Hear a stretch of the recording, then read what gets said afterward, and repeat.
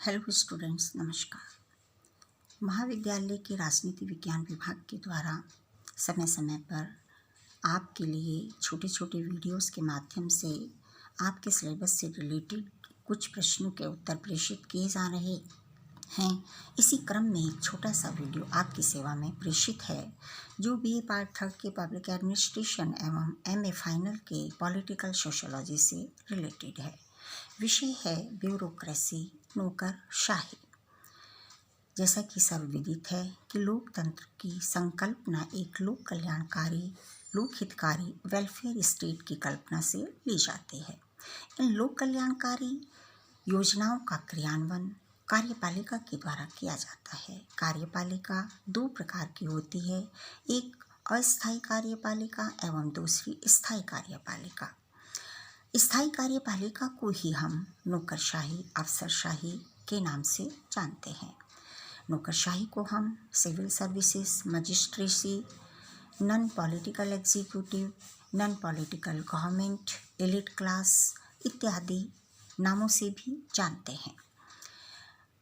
Bureaucracy France के फ्रांसीसी शब्द ब्यूरो से निकले है, जिसका अर्थ मेज या डेस्क होता है, अर्थात मेज पर काम करने वाली सरकार। 18वीं शताब्दी में एक फ्रांसीसी अर्थशास्त्री डिगार्ने ने उस समय की इस व्यवस्था पर कहा था कि फ्रांस में आज एक नई बीमारी ने जन्म लिया है जिसको कि ब्यूरोमेनिया कहा जाता है, अर्थात दफ्तर में बैठकर काम करने वाली सरकार। धीरे धीरे 19वीं शताब्दी में यूरोप में भी ब्यूरोक्रेसी का प्रचलन हुआ। जहाँ कहीं भी अधिकारी वर्ग की निरंकुशता, संकुचित दृष्टिकोण या स्वेच्छाचारिता दिखाई देती थी, उसको ही ब्यूरोक्रेसी मान लिया जाता था। भारत में सिविल सर्विसेज या ब्यूरोक्रेसी की नींव ब्रिटिश भारत से ही है। ब्रिटिश भारत में वॉरेन हेस्टिंग्स ने इसकी फाउंडेशन की थी और चार्ल्स कॉल्डवेल्स के द्वारा इसमें रिफॉर्म्स किए गए, इसको मॉडर्नाइज्ड किया गया एवं रेशनलाइज्ड किया गया। स्वतंत्रता प्राप्ति के बाद इसमें और भी बहुत सारे परिवर्तन किए गए। ब्यूरोक्रेसी एक ऐसा अधिकारी वर्ग है जो अपने दायित्व का निर्वहन करते हुए एक विशेष प्रकार का आचरण करता है। यह वर्ग प्रशिक्षण प्राप्त होता है, कुशल होता है, स्थायी होता है एवं वैतनिक होता है। इसमें कर्मचारियों के मध्य श्रम का और कार्यों का स्पष्ट विभाजन होता है। कार्य करने की एक सर्टेन प्रोसेस होती है, एक निश्चित प्रक्रिया होती है। निर्धारित योग्यता वाले व्यक्तियों को ही इसमें स्थान दिया जाता है। पद सोपान पर यह आधारित व्यवस्था होती है जिसमें कि आदेश का सूत्र ऊपर से नीचे की ओर एवं उत्तरदायित्व का सूत्र नीचे से ऊपर की ओर जाता है, अर्थात प्रत्येक कार्य थ्रू प्रॉपर चैनल होते हैं। पदोन्नति योग्यता के आधार पर होती है।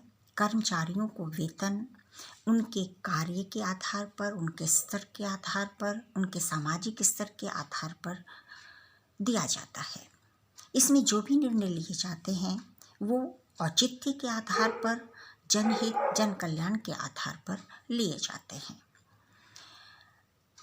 नौकरशाही के अंतर्गत इनका इस अधिकारी वर्ग के जो कार्य होते हैं वह ये होते हैं कि ये एक तरीके से नीतियों के निर्माण में परामर्शदाता की भूमिका निभाते हैं। नीतियों एवं निर्णयों का एग्जीक्यूशन अर्थात क्रियान्वयन करते हैं। इनको हम विकास अभिकर्ता के रूप में जानते हैं। ये एक तरीके से जनसेवक की भूमिका निभाते हैं, नियमों की व्याख्या करते हैं, प्रतिद्वंदी हितों में समन्वय करते हैं, प्लानिंग करते हैं, नियोजन करते हैं, डाटा देते हैं और डेलीगेटेड लेजिस्लेशन के अंतर्गत विधेयों का प्रारूप तैयार करने में भी अपनी महत्वपूर्ण भूमिका निभाते हैं। संवैधानिक आदर्शों को क्रियान्वित करते हैं। लोक संपर्क एवं संचार कार्य भी इनके द्वारा किए जाते हैं। कहने का तात्पर्य ये है कि एक लोकतांत्रिक व्यवस्था में महत्वपूर्ण नीतियों के क्रियान्वयन एवं निर्माण में इनका बहुत महत्वपूर्ण योगदान होता है, क्योंकि अस्थायी या राजनीतिक कार्यपालिका 5 वर्ष के लिए आती है और चली जाती है। यह एक स्थायी कार्यपालिका है जो अराजनीतिक कार्यपालिका है। अतः इसके द्वारा लोकतंत्र में एक महत्वपूर्ण भूमिका निभाई जाती है। जहाँ तक इसकी खामियां हैं, क्योंकि नौकरशाही में बहुत सारी ऐसी कमियां भी हैं जिनमें कि सुधार की आवश्यकता है।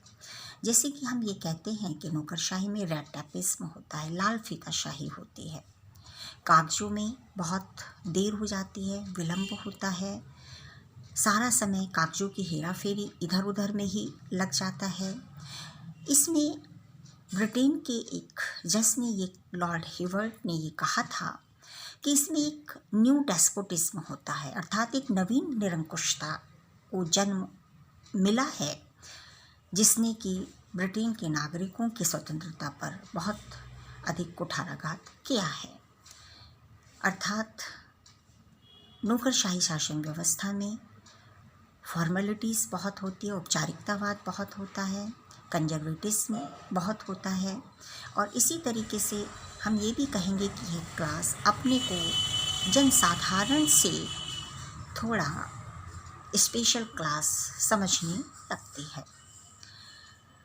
लेकिन फिर भी नौकरशाही शासन व्यवस्था एक ऐसी शासन व्यवस्था है जिसने कि एक तरीके से हम इसे कहेंगे कि यह लोकतंत्र का एक खिड़की दरवाज़ों का ऐसा स्टील फ्रेम है कि जिसके आधार पर ही लोकतंत्र में जो भी विकास के काम होते हैं, जो भी नए आयाम आते हैं, जो भी नई दिशाएं आती हैं, वो इन्हीं खिड़की दरवाज़ों की हवा के माध्यम से ही आ पाती हैं।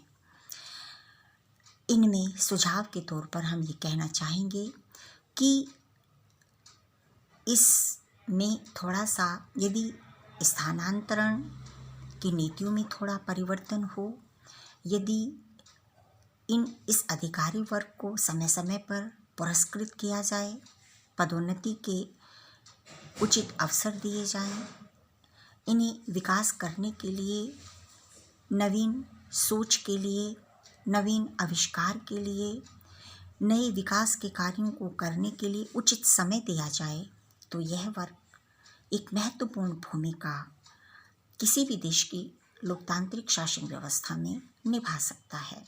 और दिलचस्प बात यह है कि इस ब्यूरोक्रेसी के प्रति, इन सिविल सर्विसेज के प्रति भारत के हर युवक युवती का बहुत बड़ा आकर्षण है, क्योंकि भारत का हर युवक युवती का ये एक सपना है कि वह इन सिविल सर्विसेज में उत्तीर्ण होकर एक महत्वपूर्ण पद को प्राप्त करे।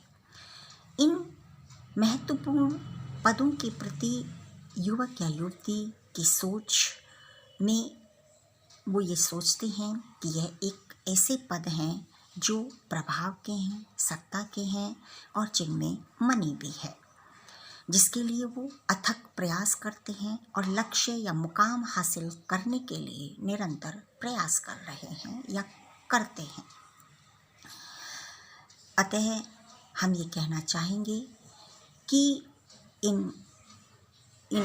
इस अधिकारी वर्ग को दूरदर्शिता से, ईमानदारी से, निष्पक्षता से, नवीन सोच के साथ, नवीन विकास के आयामों के साथ अपने दायित्वों का निर्वहन करना है, और सरकार की लोक कल्याणकारी या कल्याणकारी योजनाओं को उस जनता के अंतिम व्यक्ति तक, अर्थात ग्रास रूट लेवल के हर व्यक्ति तक पहुंचाने का दायित्व निभाना है, ताकि लोकतंत्र को मजबूत आधार मिल सके।